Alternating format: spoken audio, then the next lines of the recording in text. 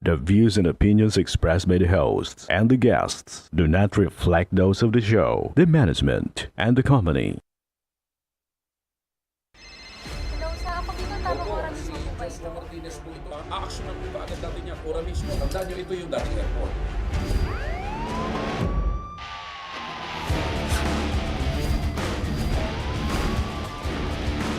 Hoy. Ano naman kayong dalawa pinagchichismisan yung mga marites kayo, ha?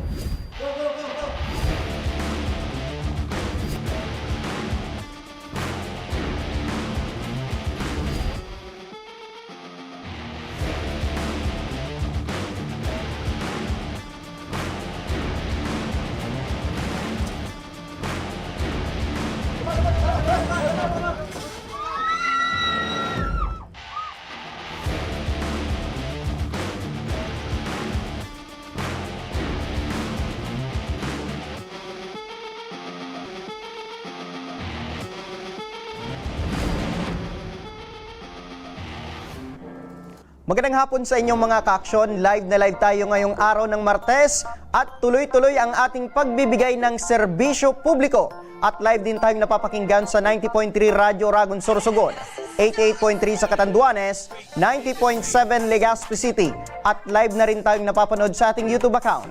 Napapanood na rin tayo sa Congress TV tuwing alas 7 hanggang alas 8 ng gabi. Mula Lunes hanggang Biyernes sa Congress TV, Digital Channel 15 sa Metro Manila, Channel 10 sa Masbate, at Channel 62 sa GMA for the Box.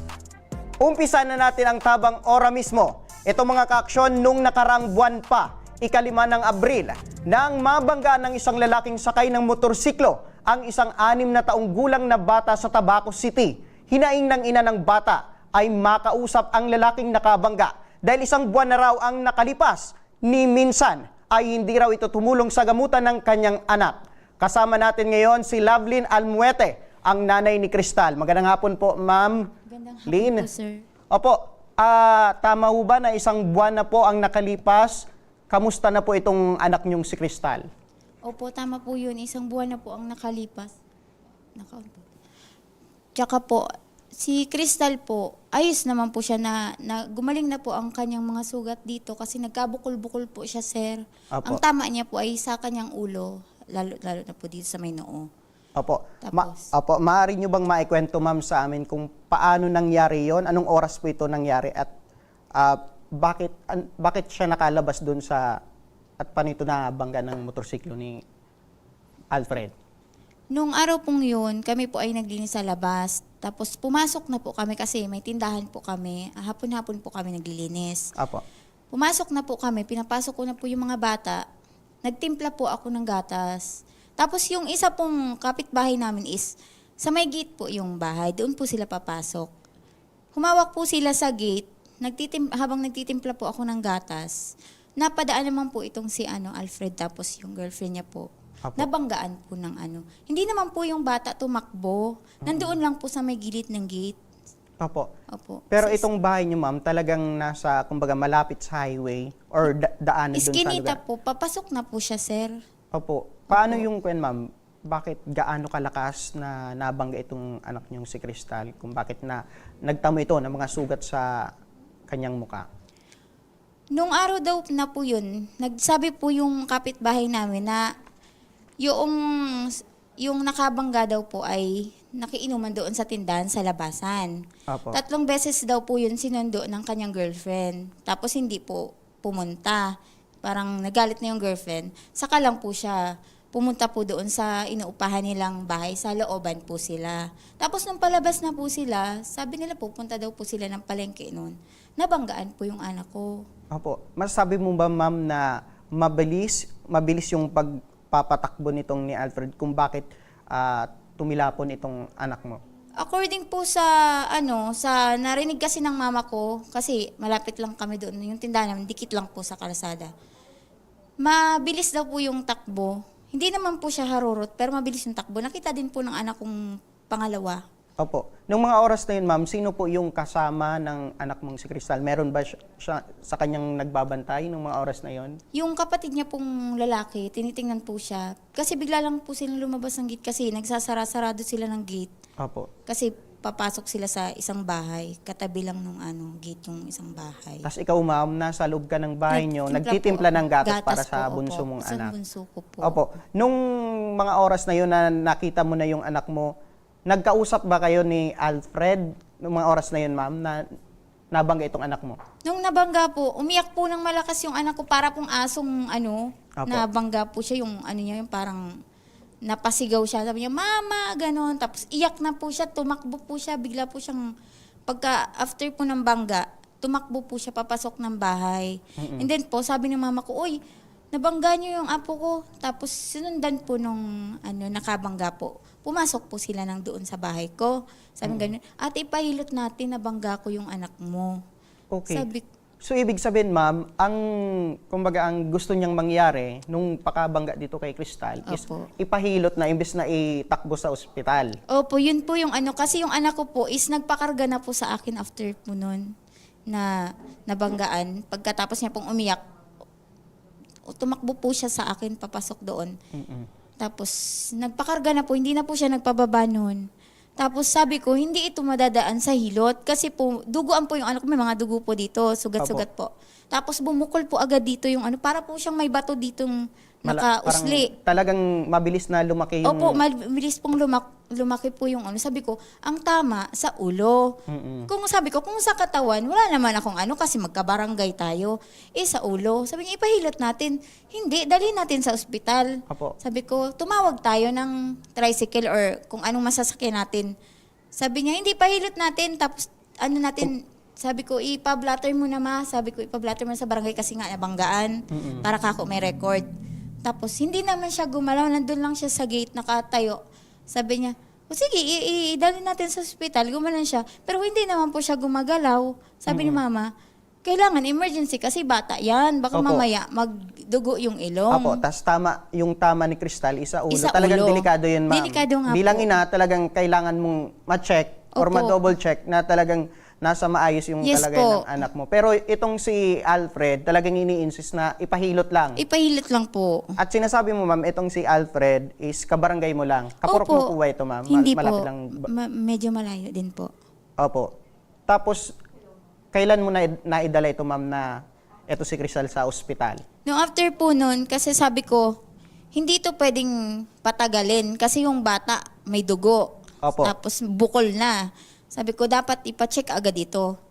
Tapos sabi ko, ayun naman yung nakabanggang motor. Isakay mo na ako dyan para samahan mo ako papunta sa ospital. Tapos, anong nangyari, ma'am? Hindi po siya hindi po siya gumalaw. Sabi niya, ang sabi niya po, at least hindi ako tumakbo.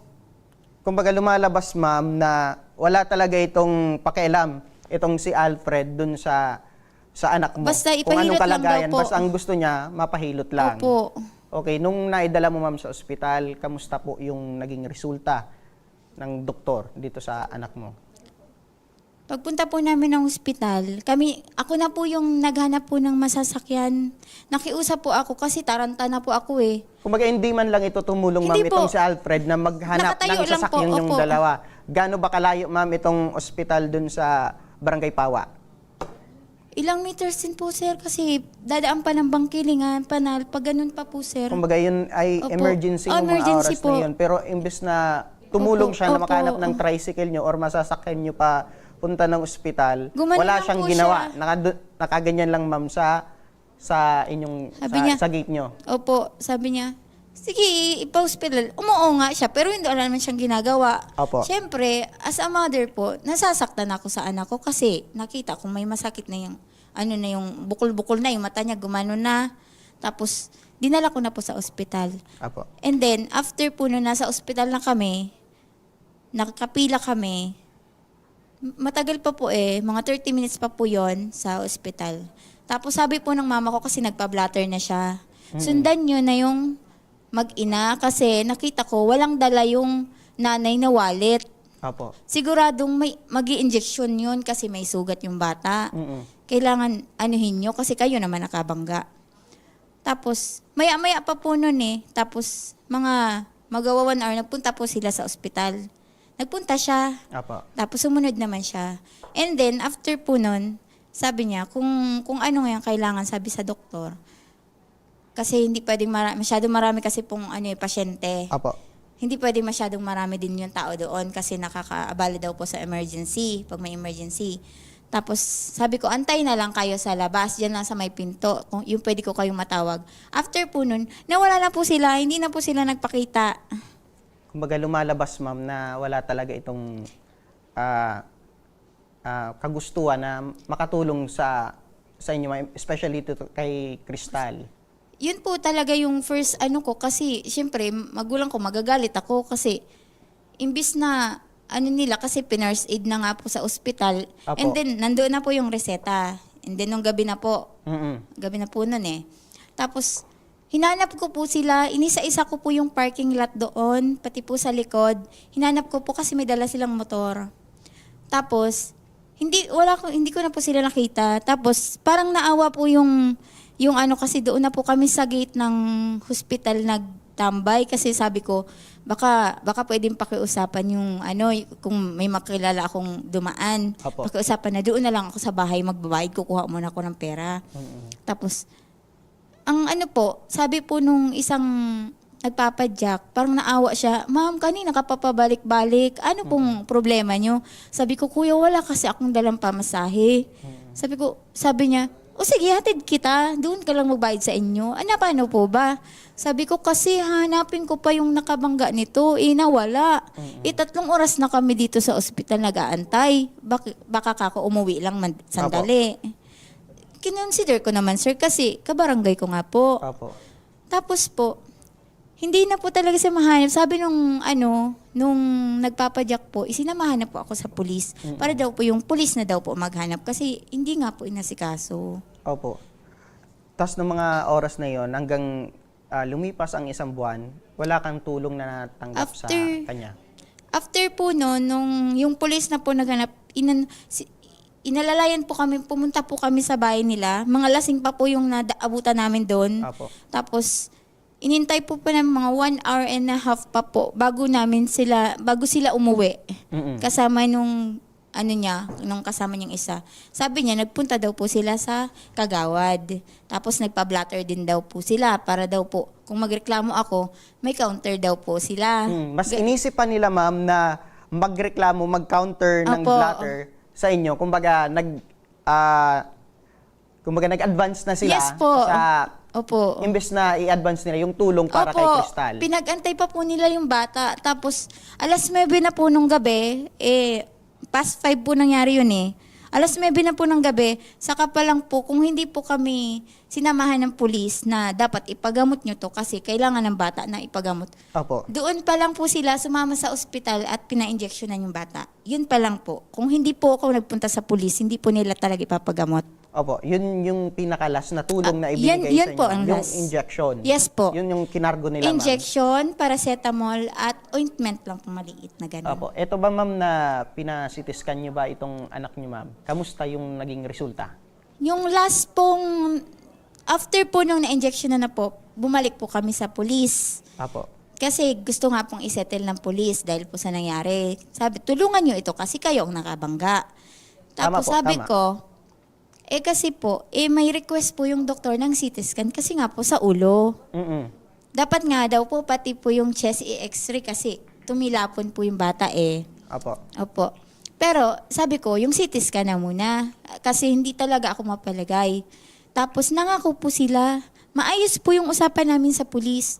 Nangako po silang kinaumagahan, ipapa-CT scan nila. Tapos nung nagpunta po ako nung kinaumagahan sa kanila, sabi niya, susunod po siya sa ospital. And then, sumunod nga po siya sa ospital. May kasama pa po siyang isa, sabi tiyuhin daw po. Yung sabi niya po sa akin, wala daw po siyang pera. Sabi ko, kung wala kang pera, di maghanap tayo. Sabi ko kasi, Kumbaga, kahit ikaw, ma'am, Urgent tutulong to. ka na rin sa Opo. kanya para, kumbaga, iniisip mo lang yung kalagayan Opo. talaga ni Crystal na kailangan mo na ng resulta. Opo. Kung ano talaga yung kalagayan ni yes Crystal. po. Opo, kung i-estimate natin, ma'am, na sa magkano na yung naitulong ni Alfred Hindi naman po yata hihigit sa 2,000 yun, sir. Opo. Kung sa gamot lang naman po. Mm-mm. Opo, hindi po. And after Mga nun, 1,500 ma'am, lang yata po yun. After nun, ma'am, wala na kayong komunikasyon or kahit anong tulong na naibigay ni Alfred Wala sa na gamutan po. ni... At sinasabi mo, ma'am, kanina, maaari nyo bang maikwento na yung CT scan, okay naman. Pero yung ngayong mga nakaraang araw, ay may nararamdaman pala itong anak mo. Opo, sinabi niya po nung mga 3 days na po after now, na sabi niya, Ma, bakit pag sumisigaw ako, mama, masakit dito? Sabi ko, bakit masakit dyan? Tumama ka ba sa ano? Hindi man, sabi ko, tumatalon ka na naman ba? Sabi ko, bawal tumalon kasi may ano pa nga siya dito, may violet pa po siya. Bawal ka ako, hindi masyadong magalaw, diyan ka lang. Sabi niya, hindi naman mama. Sabi ko, ano nangyari? Sabi niya, baka mama yung pagkabangga ko pa to. Mm-mm. Sabi ko, ano kaya kung ipa-check up ko? Kaya gusto ko sana siyang sir na ma-approach. Kasi pinatawag na po siya sa barangay. Ay, so ibig Nagsumo sabihin, na po ma'am, kami. na ipablatter din Opo. ito sa barangay, itong Opo. insidente. Nasa ilang beses na po kayo nagkaroon sana ng mediation. At kamusta si Alfred, sumisipot na po ba ito sa kada mediation niyo po sa barangay? Noong April 9 po is nagpatawag po ng summon. Nagpunta po ako pero siya po, hindi po siya sumipot. Apo. And then, ngayong araw po sana, may sabi nung sekretary kung pwedeng mag-usap kami, pero sabi may trabaho daw po. Mm-mm. So, personally po, hindi na kami nagkausap after po nung ano. Apo. Sa ngayon, ma'am, ano po yung gusto mong mangyari? Kung hindi po talaga siya mapakiusapan, sir, sana makasuhan na lang or matanggalan ng lisensya para... Kasi po, kung iba-ibang nanay po na mahina po ang loob na hindi ilalaban yung mga karapatan ng anak niya, paano naman po yung mga bata? Opo. Kung sa iba po ginawa, gaya na lang po ng ginawa sa akin, how much more po yung kung kaibang kabarangay, kung makabangga na naman po siya. Opo. Di ba po?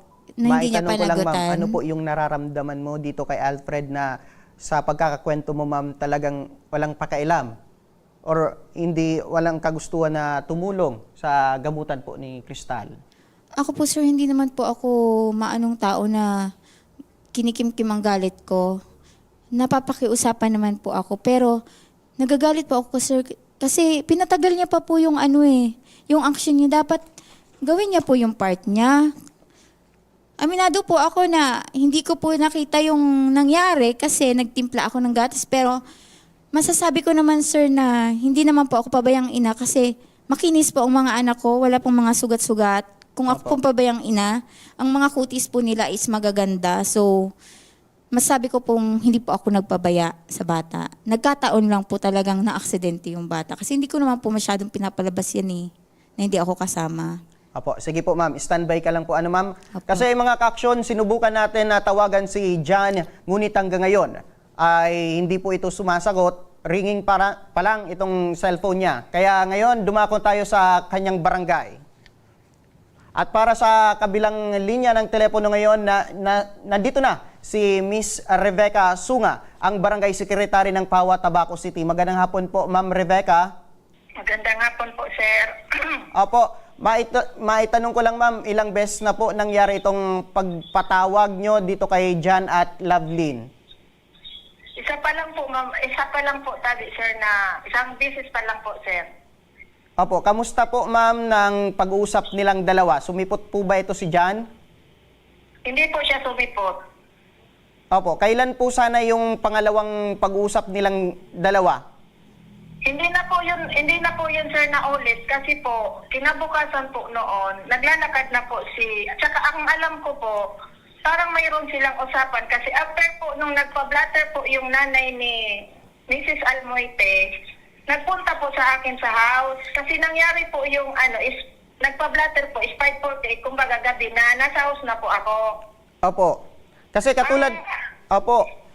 Kasi katulad kanina, ma'am, na tinatawagan namin si Alfred, ay sumasagot siya. Pero ngayon, hindi na siya sumasagot sa aming tawag. Kung ba itinatanggi niya ng makausap ito, sana lamang matawagan siya at maipaliwanag itong nirereklamo ni ma'am.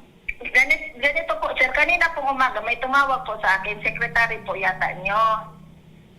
nagpapatulong po na kung pwede po makausap si Alfred. Pinunta ko po siya sa house niya. Opo. Tapos po, maya-maya po, tumawag ulit yung dyan sa inyo, nag-usap kami, wala pa po si Alfred. Tapos nung pag-ganon ko po dito sa office nung kapitan namin, nakita ko siya, pumapasok na siya. Opo. Di, sabi ko doon kay ma'am, tumawag, sabi ko, ma'am, wait lang po, kako, andito na si Alfred. Tapos po, nag-ano po muna kasi kinausap ko po si Alfred. Ngayon po, tumawag ulit si ma'am, sila na po yung nag-usap. Opo. Kasi kanina ma'am na-interview po namin si Alfred at sabi niya itinatanggi niya raw na hindi siya tumutulong dito kay Cristal, sa gamutan ni Cristal. Ganito po kasi sir, nung time po yun na parang nag-counter blatter si Alfred, ang nakalagay niya po dito, yung time daw po na nabangga na yun, parang pumunta din daw po sila sa ospital. Opo. Parang inalam nila doon kung anong nangyari sa bata. Tapos po, hindi ko na po alam, wala na po kaming alam doon kung ano po yung naging usap-usapan na po nilang dalawa. Basta po, nung nagkukwento naman po sa akin si Alfred na medyo nganit po parang ati-atihan din po ako, di parang napangaran, nagkapagbigay din po ako ng ano, sabi ko, tulong-tulong na lang ako kayo. Kasi kako, kung wala ka kakong pera, basta kako, dapat maayos kayong mag-usap. Magtulungan na lang po kako kayo. Opo. Sabi ko sa kanya. Ang sabi po nun sa akin, nung time na yun, sabi ni Alfred, tutulong naman po kami. Opo. Pero sa nakikita niyo ma'am, ano yung naging action ni Alfred? Nakikita mo ba na willing naman siya na tumulong? Yun na po. Tapos, wala na po akong alam. Wala na po akong alam kung ano na po yung mga usap-usapan nila, yung tungkol nga po sa police, hindi ko na po yun alam. Parang in between na lang po sa kanila yun, sa complainant po ko sa respondent. Tapos po, kanina po, nakwentuhan ko nga po yung parents, tsaka yung sister, kasi wala po doon si Alfred. Hinanap pa nga po yun, para nga po makapunta dito sa barangay, dahil nga po doon sa tumawag po sa akin na gusto siyang makausap. Naikwento ko nga po doon, na sabi ko, tulungan na lang kako. Tapos, sa ngayon kako, may kininto kako sa akin si Ma'am Almoy, tagaling kako sa barangay na parang may masakit sa may dibdib. Opo. Sabi ko nga kako, di parang chest x-ray yata yon, di pa chest x-ray, sabi ko sa Tama kanya. po. Kaya sabi ko, another gastos na naman kako yun. Kumbaga kako, tulugan na lang nindo financially. Kasi kako, parehas naman kayo, yung kakong parents ng bata na nadisgrasya, walang-wala din. Kayo kako, same din. Ang trabaho po ni Alfred po, on-call driver. Kung wala pong tumawag mag-drive, wala pong sahod. Opo. Pero kako, at the same time, dapat kako magtulungan. Opo. Tulungan po kako doon sa mga gastos. Kung walang panggastos kako, ito nga kako kung yung time sir na nangailangan ng pang CT scan, sabi ko, humingi sa akin si Mrs. Almoite ng indulgency. Sabi ko, lumapit na muna sa mga lalapitan. And din kako, basta kako, lahat ng gastos mo, halimbawa kako mo lang kako. Tapos kako, halimbawa ako ang talagang di patawagan natin si Alfred para kako dyan sa mga nagastos mo. Opo, sa pagkakakwento mo ma'am kanina, ma'am secretary, unang pag-uusap nila, yun na yung pinaka-last and hindi na ito nasundan for second and third hearing sa inyong barangay. Wala pong nangyaring third hearing, sir. First hearing lang po na hindi nag-appear. Tapos po, wala na pong nangyaring another hearing po. Kasi nga po, yun na nga po yung time na naglalakad na si Tapos parang nai-advise ko na lang na basta lahat ka po ng gastos, saka natin patatawagan. Ngayon po, hindi pa namin napapatawagan kasi nga, wala na sa akin bumalik. Sa kanilang wala ganon. Kasi kaya, ang akala ko, sir, okay silang dalawa na nag-uusap. Opo. Pero, kasi ang sabi naman po kasi sa akin ng respondent, willing siyang tumulong. pero walang action ma'am. Siguro nga po sa ngayon, dahil ngayon ko lang po nalaman na ganon yung kwento. Okay, so ibig sabihin ma'am, talagang hindi willing itong si Alfred na tumulong dito sa gamutan ni Cristal. Kasi sa bawat pagtawag nyo, hindi ito uma-appear, itong si Alfred. Pero pag kinakausap mo, willing naman siyang tumulong. Pero sa pag-uusap nila sa barangay, hindi siya nag-appear. Sa una lang po yun kasi wala pa nga pong pangalawa. Sa una po, hindi siya umapir. Tapos nung sinabihan ko po siya na gano'n, ang sabi niya po, willing siyang tumulong. Ngayon po, wala na po akong alam kung ano na po yung naging usapan nila. Nalaman ko na lang po ngayon. Opo. Pero sa ngayon, ma'am, meron na po ba tayong plano na ipatawag muli itong si Lovelyn at si Alfred sa inyong barangay?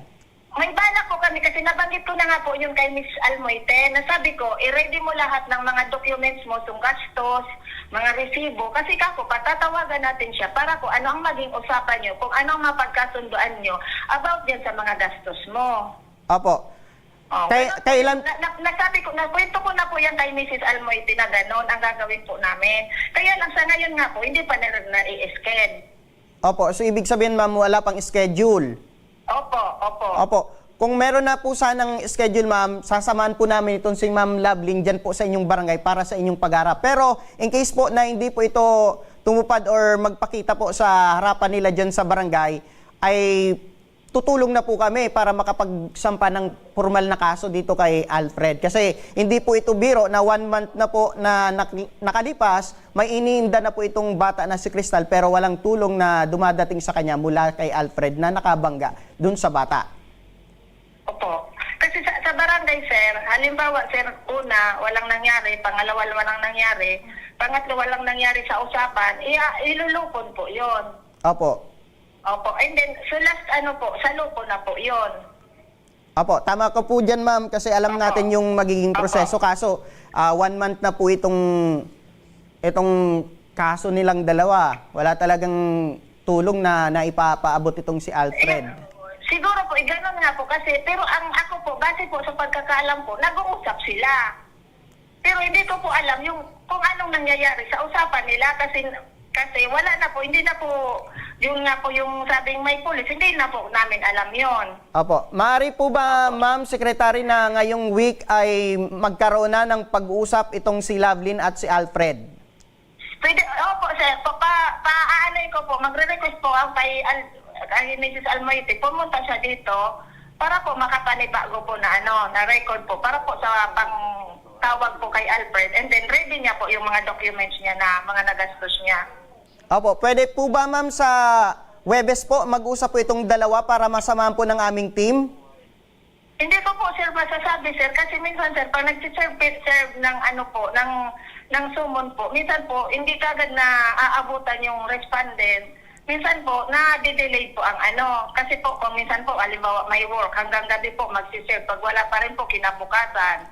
Pero po i-schedule ko siya ng Webes. Pero hindi ako po sure kung hindi marire-schedule po yon. Kasi po minsan po sa summon po, minsan so respondent, may nagsasabi po na pwede po sa ganito kasi hindi po ako available sa ganito. Opo, asahan po namin sana, ma'am, na matulungan po ito si Ma'am Lovelyn na sana mag-usap itong dalawa, itong si Alfred at si Lovelyn ngayong Webes o kaya Biyernes para naman masamahan po namin para... Kahit kami sir na barangay, kahit ako nga po sir, personally na nga po sir, inaano ko na nga po si Alfred, nasabi ko nga po, tulungan na lang. Kahit po yun si Ma'am Almoite, yun rin ang sabi ko sa kanya. Kaya nga sabi ko sa kanya, kung nagbibitaw ka, kung may mga gastos ka na kako, ano mo lang yung nagastos mo. Kasi pwede po natin yan doon sa Opo. sa respondent. Tama po, ma'am, tama po. Opo. Dahil po dyan, ma'am, inaasahan po namin na sa tulong ng inyong barangay ay makapag-usap na itong dalawang si Alfred at si Lovelyn para kung anong medyos na pwedeng mangyari ay sa barangay na matapos or hindi kaya kung in case na hindi po talagang umattend itong si Alfred ay tutulungan na po namin itong si Ma'am Lovelyn na magsampa na po ng formal na kaso laban dito kay Alfred. Sige po, sir. Sige Apo. po, sir. Dahil po dyan, ma'am, maraming salamat po, Ma'am Rebecca Okay po. Sunga, Yes, ang sir. Barangay Sekretara ng Salamat din Pawa, po. Tabaco City. Mabuhay po kayo dyan, ma'am. Okay, thank you. At para naman sa pagbibigay ng linaw at maaring legal na aksyon kung sakaling walang mangyari sa kasunduan sa inyo ni Lovelyn at John. Nasa kabilang linya ng ating telepono si Police Brigadier General Andre Perez Dizon, ang Regional Director ng Philippine National Police Region Office 5. Magandang hapon po, RD. Hi, Sir John. Good afternoon. Opo, RD, ano po ang maaring mangyari kung sakaling hindi tumupad sa usapan itong si John? Ay, opo. Pwede po mag-file ng estapa yung biktima. pag hindi po nagpapad. Opo. Pasok po ba ito, RD, sa reckless imprudence resulting to physical injury? Opo. Pag ano man na bagay na ang may dala, yung makina ang dinadala, reckless imprudence po palagi yan, sir. At kung ano man po ang nakaatas na distraction or injury, yun po ang i-charge sa kanya po, sir. Opo. Hindi po ba dapat, RD, nung mga araw o mismong araw na nabangga po itong si Crystal, idinala agad ito sa ospital nitong nakabangga, RD? Opo, sir. Dapat ganun po ang ginawa niya kasi ngayong matagal na, parang may intention na iwasan o takasan po, sir. Kaya Tama po. parang yun ang magpapa-aggravate doon sa circumstansya niya po. Opo. Dahil sa sinabi mo po, RD, ano po ang maaring karapin niya sa ginawa niyang itong sa pagtakas o pag-iwas po na makatulong po dito kay Crystal? Ay, pwede pong i-file natin po yung reckless imprudence resulting in physical injury, or kung may kasunduan na sila, gaya ng narinig ko, sir, at hindi niya tinupad, istapa po ang i-charge natin sa kanya po, sir. Opo. Dahil po dyan, RD, ano po ang inyong maipapayo sa kanilang dalawa? Ang unang-una, sir, kung sino pang po yung naka-aksidente, tayo po ay kilalanin natin na tayo ay nagkamali. Ayusin natin po yung biktima. Kasi yun lang naman po ang hinihintay nino mang biktima, yung i-acknowledge or panindigan or akuin yung unang-una yung gastos, yung pagpaayos ng gamit, kung ganun man may nasira. Parang ganun lang po, sir, na dapat responsable siyang nagkausap po. Opo, siguro RD, last na lang po, panawagan din po sa mga magulang na meron pong mga anak na binabantayan, especially yung mga nasa malalapit sa highway or mga daan. Ayo po, yung kalsada po ay tinatawag yan, sir, na beyond the commerce of man. So, pag-aari po yan ng lahat at lalong-lalo na kapag kalsada ay sa mga sasakyan dyan. So, ang ating mga kabataan, bagamat dapat paalalahanan, dapat ilayo po sila talaga dyan, yung mga minor de edad sa tabi ng kalsada po, sir. So yung mga magulang, guardians, o mga nakakakita, dapat sawayin po kaagad, sir. Apo, dahil po dyan, RD, maraming salamat po. Yan po si Police Brigadier General Andre Perez Dizon, ang Regional Director ng Philippine National Police Regional Office 5. Maraming salamat po, RD. Po, sir. Apo. Siguro balikan ko na lang, ma'am. Ma'am, sa ngayon po, ano po yung mensahe mo dito kay Alfred? Sana po harapin niya po yung mga responsibilidad ng pagpapagamot po. Lalo na po ngayon na hindi po ako masyado nakakapagtinda dahil po binabantayan ko po yung bata mula po nung nagka-aksidente po. Sana ayusin niya naman na wag naman sila magparinig-rinig kahit yung kapatid niya kagabi dinaanan, ay ang sarap ngayon burahin ng mukha, ganun. Sana hindi ganun kasi wala naman akong pinarinig sa kanila eh. Gusto ko lang naman mapagamot yung bata. Yun lang naman po. Apo. Sige po. Siguro kung nakikinig ka man ngayon sa amin, Alfred, ay mas mabuting tumulong ka dito sa pagpapagamot ni Crystal kasi responsibilidad mo na rin po ito kasi ikaw yung nakabangga dito sa bata para hindi na po tayo umabot sa pagsampa ng kaso laban sa'yo. At sa pagbabalik ng tabang ora mismo, isang sikyo ang personal na dumulog sa ating tanggapan upang ireklamo ang kanyang ahensya na hindi na naging patas sa kanya ang buong reklamong ito at kung paano natin binigyang aksyon. Abangan. Kaya huwag kayong bibitaw at magbabalik pa ang tabang ora mismo.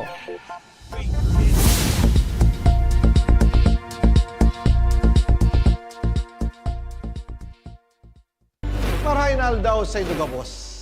Ang aldaw na ini ay para sa Indo, para sa tuyang mga kababayang Bicolano na nangangaipuhan kan kalinga, asin manlain-lain na medikal na serbisyo.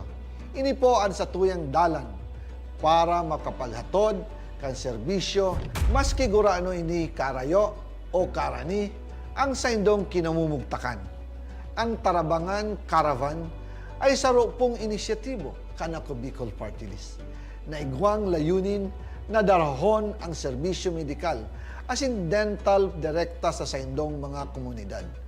Aram po niya to na daigabos may kakayahan o pagkakataon na makaduman sa ospital o klinika. Kaya't kami na po ang nagrarani sa Indo.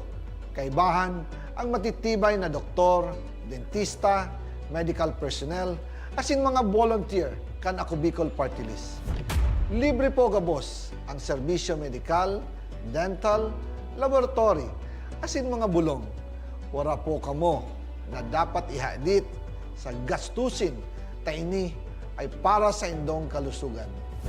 Kaiba taman po ang satuyang programa ang libreng gupit asin masahe para sa satuyang mga kababayan. Maliban digdi, may local recruitment activity man kitangunyan. Ini po sarong biyaya para sa satuyang mga kababayan na nag-aanap kitrabaho. Sana po ay makatabang ini sa Indo. Tangani, makaanap ki mga bagong oportunidad para sa indong pamilya. Mga kababayan, buya ko pong ipaabot sa Indo na ako Bicol Party List permi yaon para sa Indo. Sadto ngunyan asin sa maabot. Kami po ay padagos paglilingkod sa bawat Bicolano.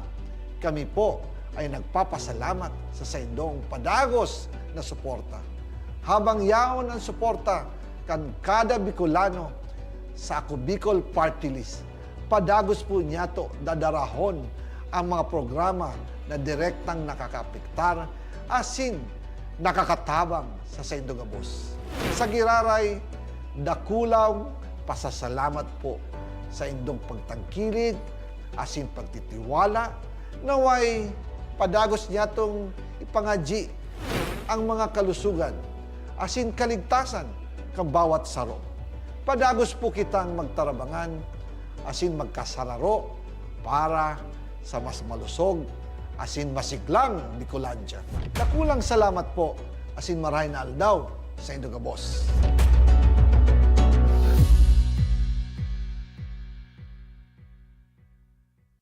Daan-daan na po ang mga nakapagtapos at may mga kanya-kanya ng propesyon. Sa kanilang pagpupunyagi, walang masidlan ang kanilang mga ngiti. Yun at sa Gabos, nagpapasalamat po ako sa AKB.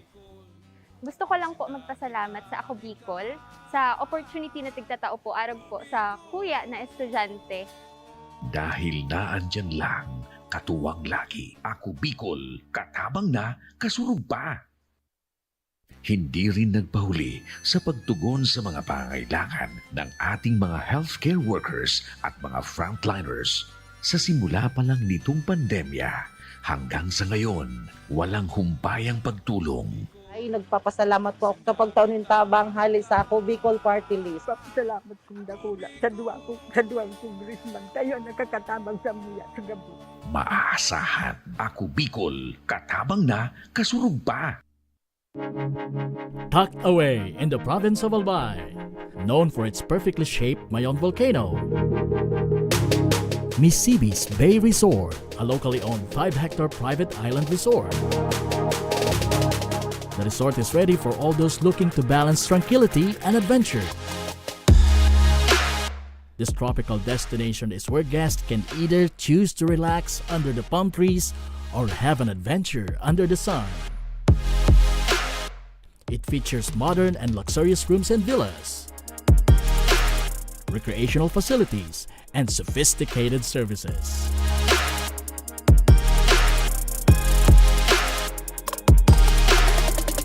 Come and experience Misibis Bay Resort, your tropical island getaway.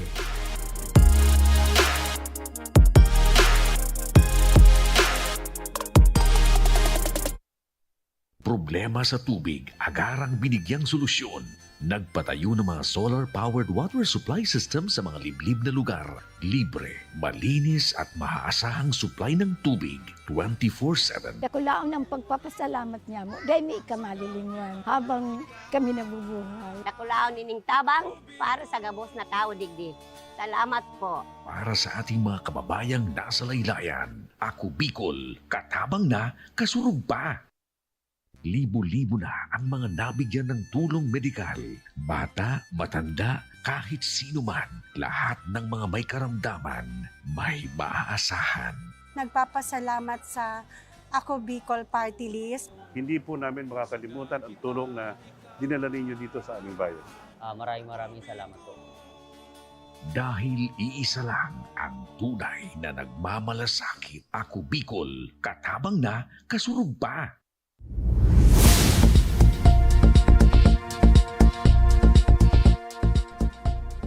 Nagbabalik ang tabang ora mismo. Ito mga ka-aksyon, isang security guard ang dumulog sa ating tanggapan noong buwan ng Marso upang humingi ng tulong na mabigyang linaw ang kinakarap na problema sa kanyang ahensya, ang kanyang buong reklamo at paano natin ora mismong tinugunan. Panoorin sa kwento ni Felix Ofeniano. Wala naman akong kasalanan. Yung dapat na trabaho, nagawa ko naman kasi sinabi ko. Ang gusto nilang mangyari, pumunta daw ako sa Maynila, magre-resign lang. Pagdating doon, uuwi ako para kumputin lang nila yung sahod at yung mga kinaltas nila sa akin. Matapos ang mahigit isang dekadang katapatan at dedikasyon sa serbisyo bilang isang security guard, ay bigla na lang tinanggal umano sa trabaho si Ruel Madridano. Ang dahilan ay nagmula lamang sa mali umanong komunikasyon sa pagitan ng kanyang bisor. Maaari nyo bang maikwento kung bakit pinare-resign kayo nitong sinasabi nyong manager? Yung tungkol sa manager na kinuha yung motor doon sa pinagdudutihan namin. Kasi Friday po yun ilinabas yung motor. Chat muna siya sa akin ng alas 5:30 ng hapon. Sabi niya, well, kukunin ko na ngayon yung motor. Andun si Sir Alfonso, sinabihan ko din siya na, sabi ko, Sir, kukunin na daw ni Sir Joseph yung motor niya at ni Ma'am Raquel. Sabi niya, okay ngaya. Nung mga 9:30 p.m., dumating na sir, kinuha na yung motor. Nung Monday, sinabihan ko siya, huli na daw ang lahat kasi sinabi na sa kanya nung chip tech na nilabas na yung motor. Yun ang kaya ako daw tinanggal. Inaamin niyo po ba na nagkaroon ka ng violation na inilabas niyo po yung motorsiklo? Ay, wala pong violation dun. Kasi po, ipinaalam ko po doon sa namin, chip tech, siya ang nagre-release po ng lahat ng gamit doon. Opo. Wala po akong nilabag kasi sinabi ko po doon. Saka wala naman nga po siya ng time na yon. Tama po ba yung mga explanation nila or reason kung bakit ka tinatanggal po doon sa kumpanya? Hindi po mali po eh. Kasi hindi nga nila alam. Inimbestigahan pa ako nila doon mismo kung bakit anong nangyari. Dahil sa motor, ito talaga ang issue nakalagay dito.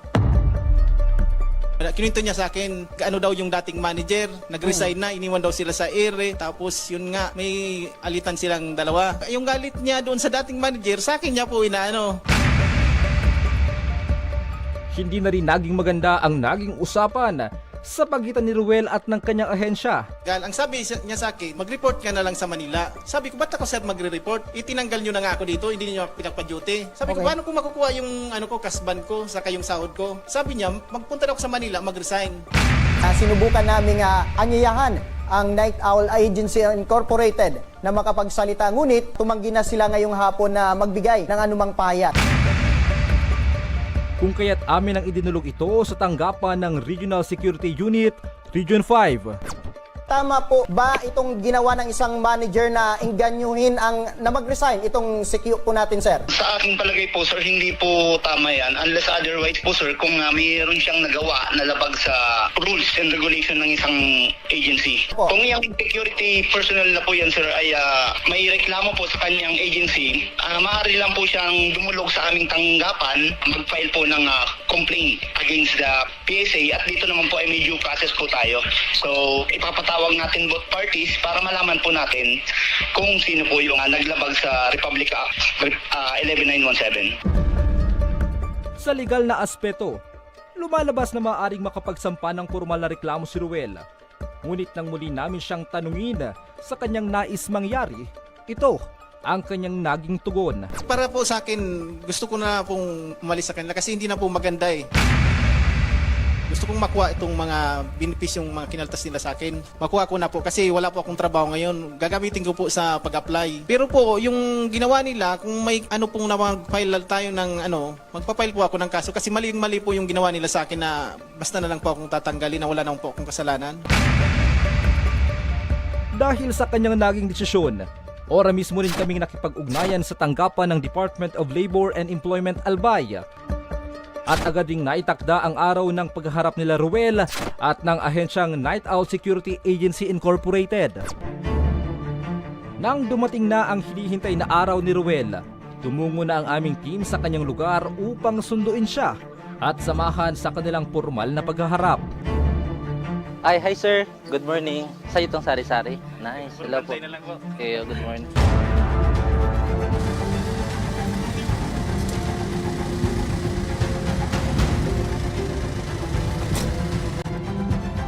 Sali at yung maaga ng tapos March na tinanggal ko na. Wala naman po yun.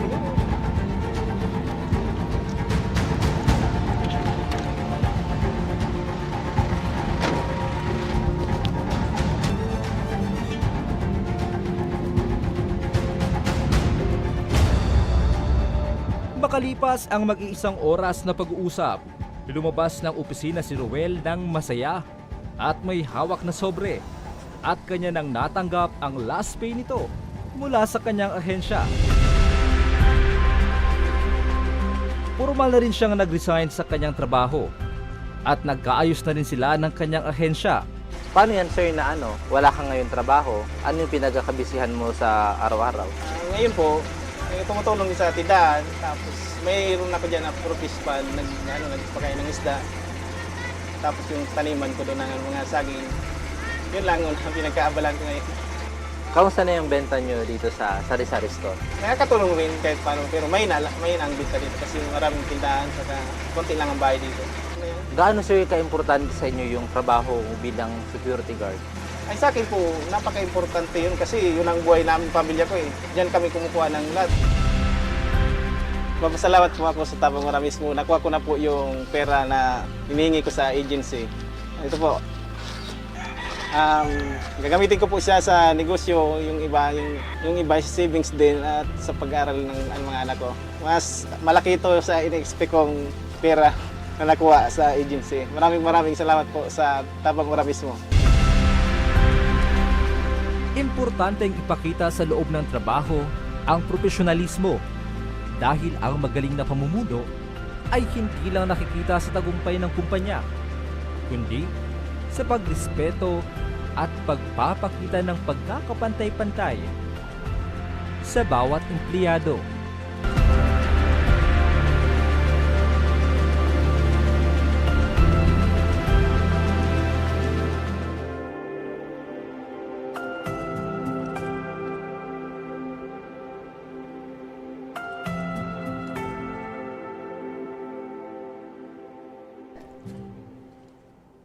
So ayan mga ka-aksyon, ng agarang pagtugon ng Tabang Ora mismo sa hinaing ni Kuya Ruel. At masaya kami dahil nagkaayos rin kayo ng inyong ahensya. At nananawagan rin kami sa mga katulad ni Sir Ruel na security guard na nakakaranas po ng ganito. Bukas po ang aming tanggapan para sa inyong hinaing at Ora mismo po kaming tutugon sa inyong hinaing. At yan ang mga reklamong Ora mismong binigyang aksyon at tugon ngayong hapon. At para sa mga nagnanais na humingi ng tulong sa aming programa, panoorin po natin ito.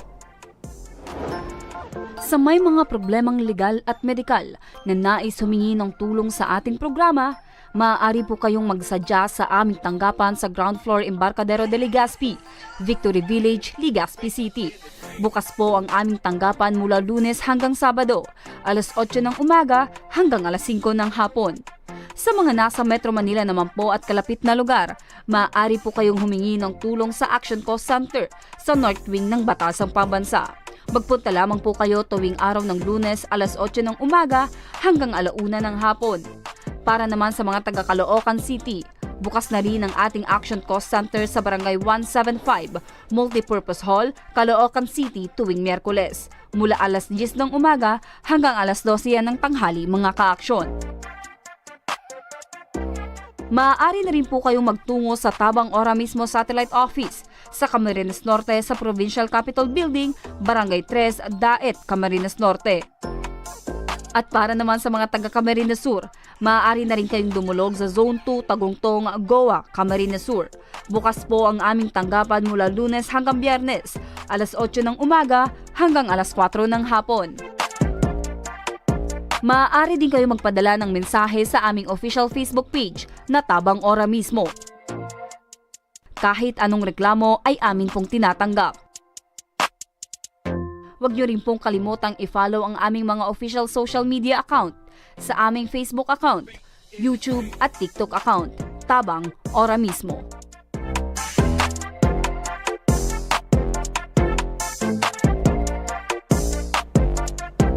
Hanggang bukas mga ka-aksyon, sama-sama pa rin nating aksyonan ang mga problemang medikal at legal. Ito ang programang may paninindigan, tutugon sa inyong pangangailangan. Ako, si Nomer Corporal, at ito ang Tabang Ora mismo.